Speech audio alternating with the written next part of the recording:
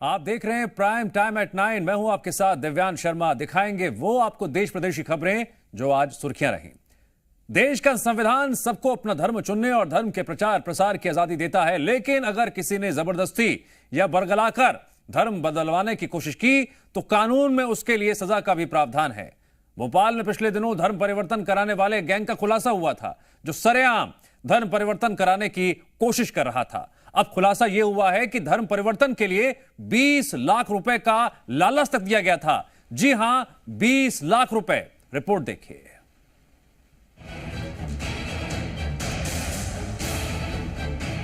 धर्म बदलने का रेट 20 लाख। 20 लाख लो, हिंदू से ईसाई बनो। क्या भोपाल में धर्मांतरण का बहुत बड़ा रैकेट चल रहा है? ये सवाल इसलिए क्योंकि भोपाल पुलिस के हाथ लगे 5 आरोपियों ने पूछताछ में चौंकाने वाला खुलासा किया है। कुछ दिन पहले भोपाल की सड़कों पर 3 महिलाएं और 3 पुरुष सरेआम धर्मांतरण की कोशिश करते हुए पकड़े गए थे। आरोपी हिंदू बस्तियों में घूमकर लोगों को ईसाई धर्म अपनाने के लिए बरगला रहे थे। एक शख्स ने धर्मांतरण गैंग के आरोपियों को रंगे हाथ पकड़ा था, तो उसे भी धर्म बदलने के लिए समझाने लगे थे। भोपाल में धर्म परिवर्तन के आरोप में पुलिस ने 3 महिलाओं को तुरंत पकड़ लिया था और 2 पुरुष बाद में दबोचे गए। भोपाल पुलिस ने 5 ऐसे ईसाई धर्म के लोगों को गिरफ्तार किया है जो धर्मांतरण के लिए 20 लाख रुपए तक का लालच देते थे। खासतौर पर जो लोग गरीब तबके से आते हैं उन्हें ऐसे लालच देकर ईसाई धर्म में आने के लिए प्रेरित किया जाता था। यही नहीं, ये लोगों के ब्रेन वॉश के लिए साहित्य का इस्तेमाल भी करते थे, जिसमें प्रभु यीशु के बारे में बताया जाता था। हिंदुओं का धर्मांतरण करवाने के लिए ईसाई संगठन से जुड़े सदस्य क्या रणनीति अपनाते हैं, इसे भी गौर से समझिए। धर्मांतरण गैंग के सदस्य गरीब बस्तियों में जाते हैं जहां लोग ज्यादा पढ़े लिखे नहीं होते। धर्मांतरण गैंग दलित बस्तियों में जाते हैं, गरीबों और दलितों को पैसे और घर का लालच देते हैं। बीमार लोगों को अच्छे अस्पताल में इलाज का भी लालच देते हैं। आरोप है कि धर्म परिवर्तन के लिए 20 लाख रुपए का ऑफर दिया गया।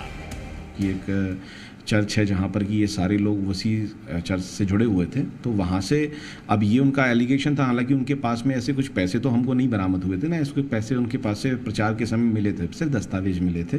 और वहाँ से संस्था से ये सभी जुड़े हुए हैं, तो उस संस्था के विषय में भी जानकारी हम प्राप्त कर रहे हैं। सवाल ये भी उठता है कि आखिर चर्च से जुड़े धर्मांतरण के आरोपी 20 लाख रुपए की भारी भरकम रकम का लालच किस आधार पर दे रहे थे? क्या धर्मांतरण के लिए विदेश से फंडिंग हो रही थी? पुलिस को आरोपियों के पास कोई कैश नहीं मिला, सिर्फ ईसाई धर्म के प्रचार वाले दस्तावेज मिले हैं। अब पुलिस उस संस्था का कच्चा चिट्ठा खंगाल रही है, जिससे सभी 5 आरोपी जुड़े हुए थे। आकाशदीप, सी मीडिया, भोपाल। कावड़ मार्ग पर आने वाली दुकानों के लिए योगी सरकार का फरमान आया, हर दुकान के आगे दुकानदार का नाम चस्पा करने का।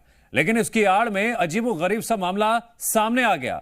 मुजफ्फरनगर में ढाबे पर काम करने वाले शफाकत अली और वकार छुट्टी पर भेज दिए गए। ऐसे में अब सवाल ये हो रहे हैं, क्या पुलिस ने खुद ऐसा कोई फरमान जारी किया है कि कावड़ मार्ग पर हिंदू होटल में मुस्लिम लोग काम नहीं करेंगे?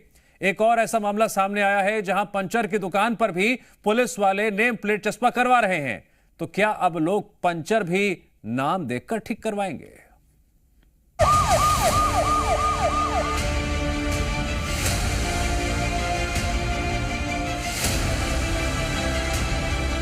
प्रशासन के आदमी आए थे, उन्होंने क्या कहा? मुस्लिम लड़के नहीं रहने।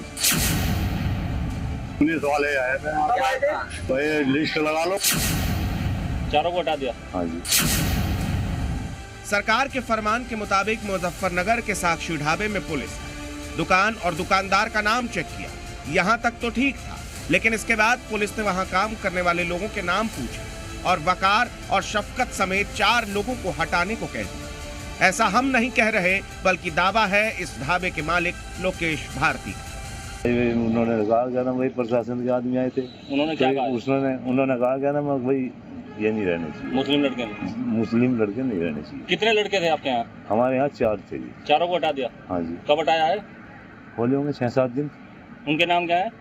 एक तो है जी मुंशी जी बोल रहे हैं उन्हें। हाँ। एक शफकत अली है। हाँ। काजियान का। शफकत अली। हाँ जी। एक वो है वकार है जी, ये क्या नाम है, जो इस मैसूरी कॉलोनी है उसका है। और एक लड़का बिहार से है। वो भी मुस्लिम है। हाँ जी। क्या काम करते थे यहाँ खाना वाना बनाने का? हाथ में 2 कारीगर थे, एक चाय का था, एक अंदर और इसमें था कैंटीन में अंदर। मुजफ्फरनगर में दिल्ली देहरादून हाईवे पर स्थित इस ढाबे पर 4 मुस्लिम कर्मचारी काम करते थे। होटल मालिक का दावा है कि वो कई दिनों से यहाँ काम कर रहे थे, लेकिन उनके ढाबे पर कुछ पुलिसकर्मी आए और 4 मुस्लिम कर्मचारियों को नौकरी से निकालने का आदेश दे दिया। कौन से लोग थे जो आए थे जिन्होंने कहा था कि मुस्लिम लड़के नहीं काम करते? भाई इस बारे में तो नहीं कह सकता। खाने से आए थे कहाँ से? ये मुझे ये पता पुलिस थी। पुलिस थी जी हाँ।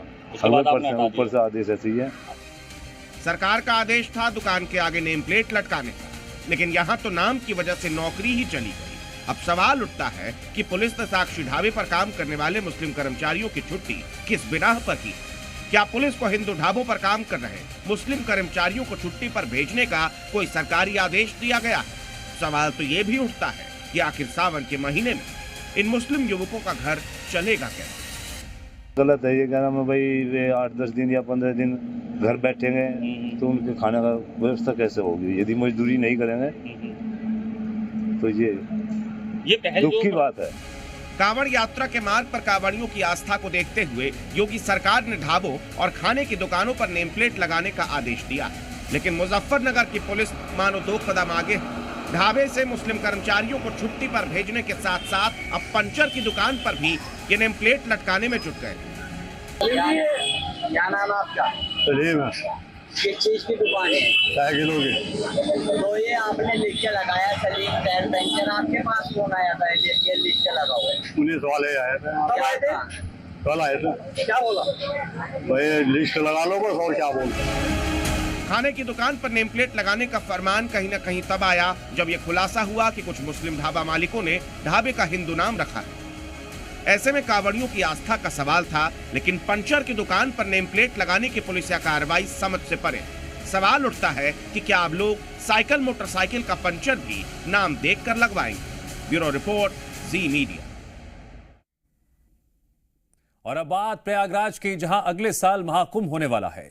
वहां से संतों के घमासान की बड़ी खबर सामने आई। संतों ने ही संतों के खिलाफ मुकदमा कर दिया, यानी महाकुंभ से पहले संतों में महाभारत छिड़ गई है। खास बात तो यह है, कोर्ट के आदेश के बाद प्रयागराज के कीटगंज थाने में केस दर्ज हुआ। क्या है पूरा मामला, देखिए।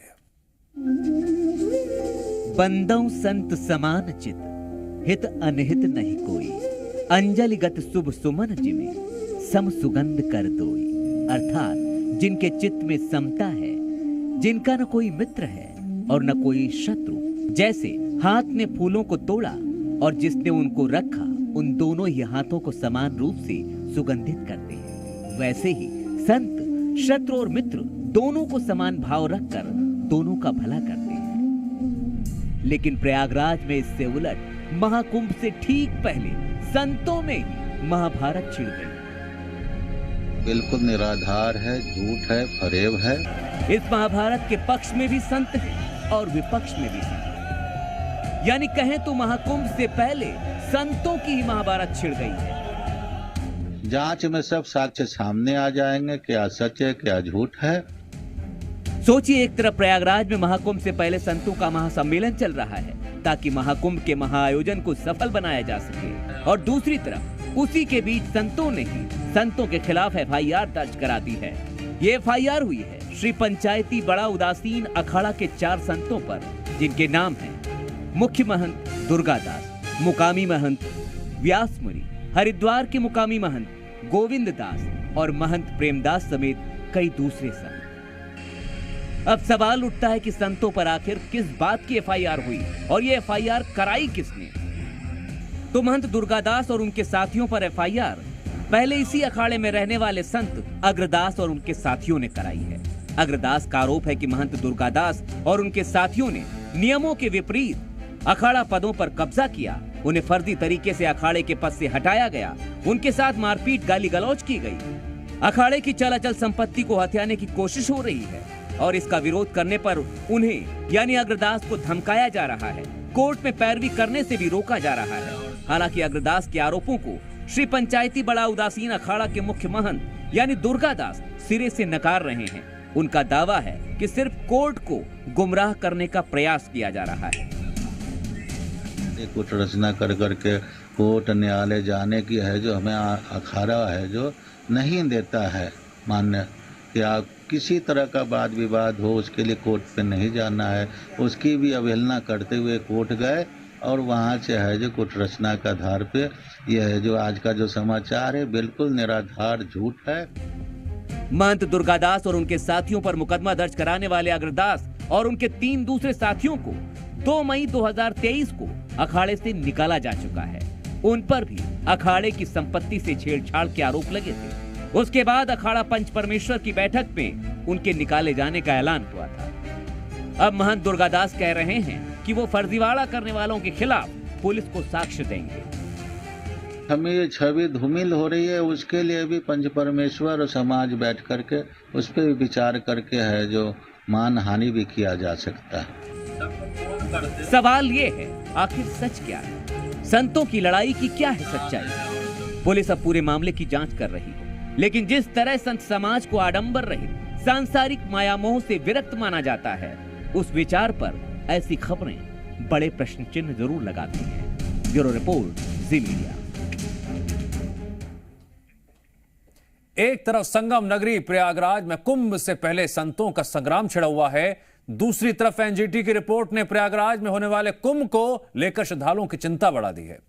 जी मीडिया ने गंगा पर एनजीटी की टिप्पणी का रियलिटी चेक किया। क्या है हकीकत, देखिए।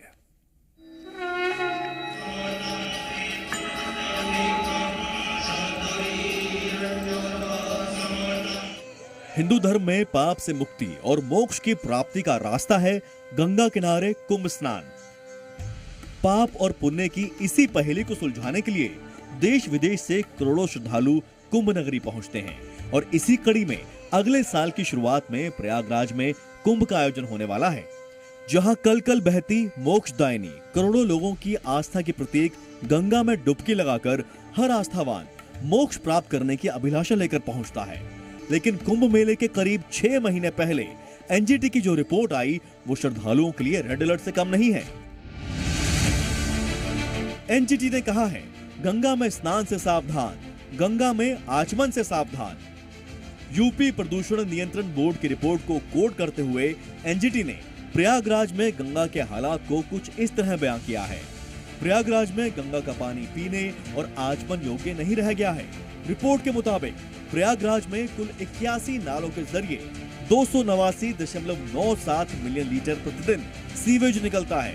178.31 MLD सीवेज ही मौजूदा 10 सीवेज ट्रीटमेंट प्लांट में सीवेज नेटवर्क के जरिए पहुंचता है। 128.28 MLD सीवेज का उपचार नहीं किया जा रहा है, ये सीधे गंगा और यमुना नदी में बहाए जा रहे हैं। प्रदूषण नियंत्रण बोर्ड की रिपोर्ट पर एनजीटी ने केंद्र और राज्य सरकार को नोटिस भेजा है। गंगा के इस हाल पर साधु संतों ने भी चिंता जाहिर की है। महाकुंभ में लाखों के लाखों लोग आएंगे और गंगा यमुना में स्नान करेंगे, तो यदि इस प्रकार के जल वहाँ का है तो बहुत दुखद है और शर्मनाक है। सरकार को चाहिए इसका तत्काल उसकी सफाइया करावे। एनजीटी की इस टिप्पणी के बाद जी न्यूज भी संगम नगरी पहुंचा और प्रदूषण नियंत्रण बोर्ड की रिपोर्ट का रियलिटी चेक किया। प्रयागराज में गंगा का पानी कितना निर्मल और अविरल है, उसे अपनी आंखों से देख लीजिए। यहाँ की तस्वीरें दिखाने की कोशिश कर रहे हैं कि किस तरीके का यहाँ पर जल है, गंदगी का किस तरीके का अंबार है, ये हम दिखाने की कोशिश कर रहे हैं। आप समझे कि ये संगम नोज का इलाका है और यहाँ का जो जल है पूरी तरीके से मटमैला है और गंदगी का ये जो अंबार है, शायद यही वजह है कि एनजीटी को ये टिप्पणी करनी पड़ी कि प्रयागराज में गंगा और यमुना के जल में पॉल्यूशन का जो स्तर है वो इस कदर बढ़ा है कि यहाँ पर जो जल है, जो श्रद्धालु स्नानार्थी आते हैं उनके पीने लायक नहीं है, आचमन के लायक नहीं है।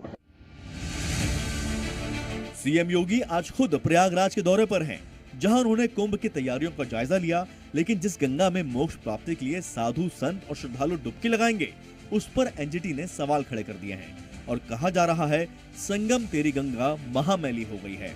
ब्यूरो रिपोर्ट, जी मीडिया।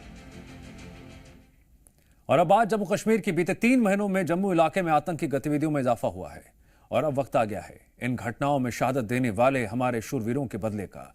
जम्मू में जिस तरह से सेना, पुलिस और पैरा मिलिट्री फोर्सेस की हलचल बढ़ी है, उससे ऐसा लग रहा है अब घाटी में आतंक के खात्मे का फुल एंड फाइनल प्लान तैयार कर लिया गया है।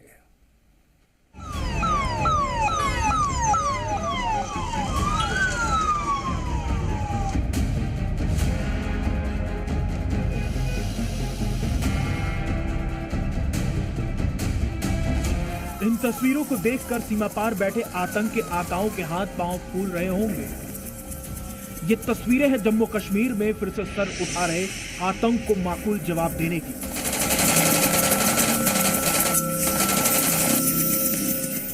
ये ट्रायल है घाटी में फिर से पनप रहे आतंकवाद के पक्के इलाज की। बीते कुछ महीनों से जिस तरह से आतंकी गतिविधियों में इजाफा हुआ है, उसे देखते हुए जम्मू कश्मीर में सुरक्षा बलों की तैनाती बढ़ा दी गई है। सूत्रों की माने तो पैरा एसएफ के 500 से अधिक कमांडो को जम्मू इलाके में भेजा गया है। इतना ही नहीं, केवल जम्मू क्षेत्र में 3 से 4 हजार अतिरिक्त सैनिकों की तैनाती कर दी गई है। एक तरफ सुरक्षा बलों की तैनाती बढ़ाई गई, तो वहीं दूसरी तरफ जम्मू में आतंकवाद को लेकर आज एक बड़ी बैठक हुई। इस बैठक में भारतीय सेना प्रमुख, सीआरपीएफ और बीएसएफ के डीजी, जम्मू कश्मीर पुलिस के डीजीपी शामिल हुए। जो सिक्योरिटी फोर्सेस हैं वो तेजी से ऑपरेशन चला रही हैं, पर कहाँ कमी आ रही है और क्या और करने की जरूरत है, क्या स्ट्रेटेजिक मूव्स और यहाँ पर लेने की जरूरत है, उन सबको यहाँ पर देखा जाएगा। कई बड़ी महत्वपूर्ण जो चैलेंजेस हैं वो ये हैं कि आतंकी लगातार इन्फिल्ट्रेट कर रहे हैं, गोरिल्ला वॉरफेयर का इस्तेमाल कर रहे हैं और पूरी तरह से आतंकियों की कोशिश है कि कहीं ना कहीं हमले कर जम्मू को यहाँ पर डिस्टेबलाइज किया जाए, जम्मू को यहाँ पर पूरी तरह से हिलाया जा सके। पर आतंकियों की जो साजिश है कभी भी कामयाब नहीं होगी।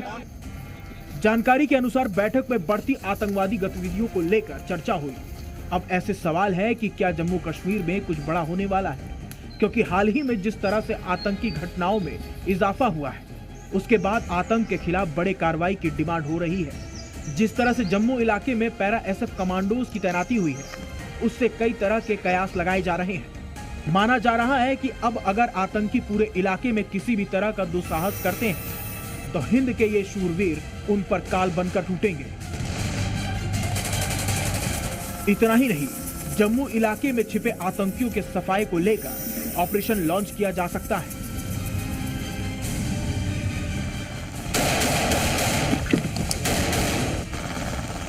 दरअसल 1998 से 2003 के बीच लश्कर और जैश के आतंकियों ने जम्मू के सूरनकोट के हिलकाका में अपना बेस बना लिया था और सैकड़ों की संख्या में आतंकी इस जगह से ऑपरेट करते थे। सेना ने 21 अप्रैल को ऑपरेशन सर्वविनाश शुरू किया, जो कि 10 दिन के बाद 1 मई 2003 को खत्म हुआ।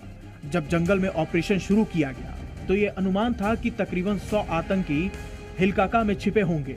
पूरे ऑपरेशन में 65 आतंकियों को मार गिराया गया था और 60 से ज्यादा हाई आउट को बर्बाद किया गया था।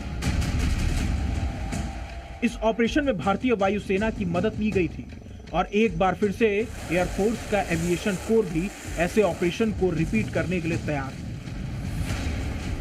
पाकिस्तान ने अगर आंख दिखाई तो वहां से इवैक्यूएट करने के लिए जवान घायल होंगे। उन्हें इवैक्यूएट करने के साथ साथ तोपखाना पहुंचाने और वहां आतंकियों की और पाकिस्तान की जो पोस्ट हैं वहां पर अगर युद्ध होता है तो वहां पर मिसाइल से हमला करने के लिए पूरी तरह से ये कोर जो है वो स्ट्रॉन्ग कर दी गई है।